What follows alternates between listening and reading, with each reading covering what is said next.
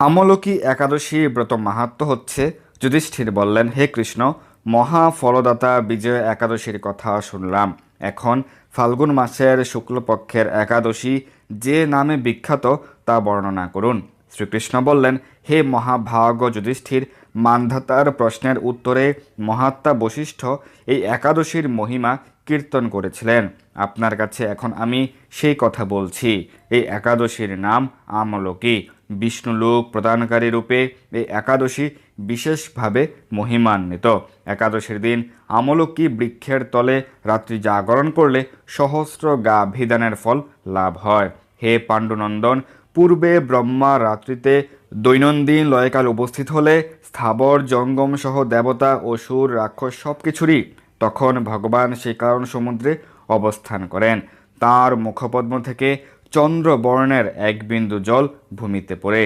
সেই জলবিন্দু থেকে একটি বিশাল আমলকি বৃক্ষ উৎপন্ন হয়। এই বৃক্ষের স্মরণমাত্র গাভিদানের ফল দর্শনে তাহার দ্বিগুণ এবং ফল গ্রহণ করলে 3 গুণ ফল লাভ হয়। এই বৃক্ষে ব্রহ্মা, বিষ্ণু আর মহেশ্বর সর্বদা অবস্থান করেন। এর প্রতিটি শাখা প্রশাখা ও পাতায় ঋষি, দেবতা ও প্রজাপতিগণ বাস করেন। এই বৃক্ষকে সমস্ত বৃক্ষের আদি বলা হয় এবং তা পরম বৈষ্ণব রূপে বিখ্যাত। অতএব এই শ্রেষ্ঠ ব্রত সকলেরই পালনীয়। এখন এই ব্রতের একটি অদ্ভুত ইতিহাস আপনার কাছে বর্ণনা করছি। প্রাচীনকালে বৈদিশ নামে এক প্রসিদ্ধ নগর ছিল। এই নগরে চৈত্ররথ নামে এক রাজা রাজত্ব করতেন। চন্দ্রবংশীয় পাশবিন্দুক রাজার পুত্ররূপে তিনি জন্মগ্রহণ করেন। তিনি অত্যন্ত শক্তিমান ও ঐশ্বর্যশালী ছিলেন।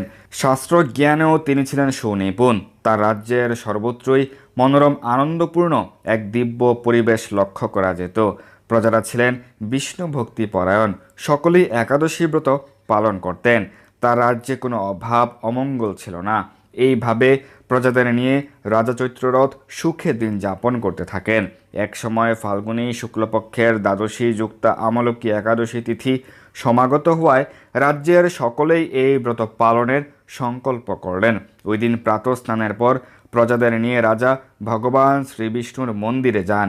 সেখানে সুবাসিত জলপূর্ণ কলস, ছত্র, বস্ত্র, পাদুকা, পঞ্চরত্ন ইত্যাদি দিয়ে সাজিয়ে স্থাপন করেন।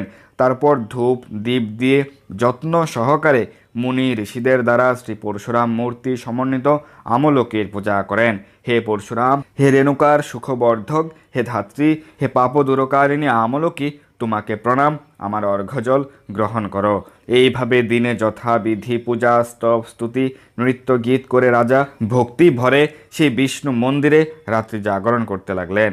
এমন সময় দৈবযুগে একটি বেয়াত সেখানে উপস্থিত হয়। পূজার সামগ্রী সহ বহু ব্যক্তিকে একত্রে রাত্রি জাগরণ করতে দেখে সে কৌতূহলান্বিত হলো।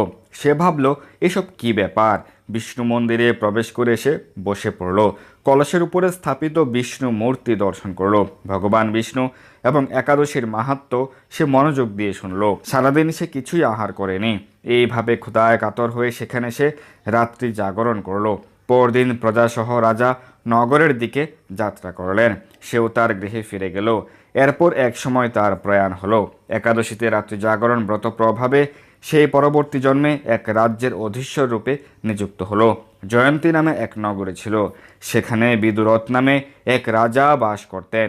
ওই বেয়াত বিদুরথ রাজার মহাবলী পুত্ররূপে জন্মগ্রহণ করেন। তার নাম হয় বসুরথ। 1,00,000 গ্রামের আধিপত্য তিনি লাভ করলেন। তিনি ছিলেন সূর্যের মতো তেজস্বী, চন্দ্রের মতো কান্তিমান ও পৃথিবীর মতো ক্ষমাশীল। বিভিন্ন সদ্গুণে ভূষিত বসুরথ পরম বিষ্ণু ভক্তি পরায়ণ ছিলেন। এই মহাদাতা রাজা একবার শিকার করতে গিয়ে পথ ভুলে যান। গভীর জঙ্গলের মধ্যে ক্ষুধায় পীড়িত হয়ে তিনি ক্লান্তিবশত শুয়ে পড়েন। এমন সময় কতগুলি পর্বত নিবাসী ম্লেচ্ছ রাজার কাছে এসে নানাভাবে করতে থাকে। রাজাকে তাদের শত্রু মনে করে তারা তাকে চেষ্টা করে। পূর্বে এই রাজা আমাদের পিতা মাতা পুত্র পৌত্র সবাইকে ফেলেছে, আমাদের গৃহ ছাড়া করেছে।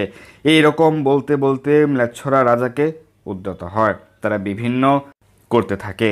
কিন্তু আশ্চর্যের বিষয়, তাদের সকল প্রচেষ্টা ব্যর্থ হয়। রাজার কোনো সমস্যাই তারা সাধন করতে পারেনি। তখন রাজার শরীর থেকে নানা অলঙ্কারে বিভূষিতা এক পরমা সুন্দরী স্ত্রীমূর্তি আবির্ভূতা হন। মহাশক্তিধারিণী ওই নারী অল্প সময়ের মধ্যেই সকল পাপে ম্লেচ্ছকে করল। রাজার নিদ্রা দূর হলো। এই কাণ্ড দেখে রাজা অত্যন্ত বিস্মিত হলেন। তিনি বলতে লাগলেন, আহা, আমার শত্রুদের করে কে আমার প্রাণ রক্ষা করলো, এমন কৃপালু কে আছে? আমি তার প্রতি আমার কৃতজ্ঞতা প্রকাশ করছি। এমন সময় দৈববাণী হলো, ভগবান কেশব ব্যতীত শরণাগতকে রক্ষা করবার আর কে আছে? তিনি শরণাগত পালক। দৈববাণী শুনে তিনি ভক্তিযুক্ত চিত্তে গৃহে ফিরে গেলেন। তারপর প্রজাসহ মহাসুখে ইন্দ্রের মতো নিষ্কণ্টক রাজ্য ভোগ করতে লাগলেন। বশিষ্ঠ বললেন, হে রাজন, যে মানুষ এই পরম উত্তম আমলকি একাদশী ব্রত পালন করেন তিনি নিঃসন্দেহে বিষ্ণু লোক প্রাপ্ত হন। হরে কৃষ্ণ।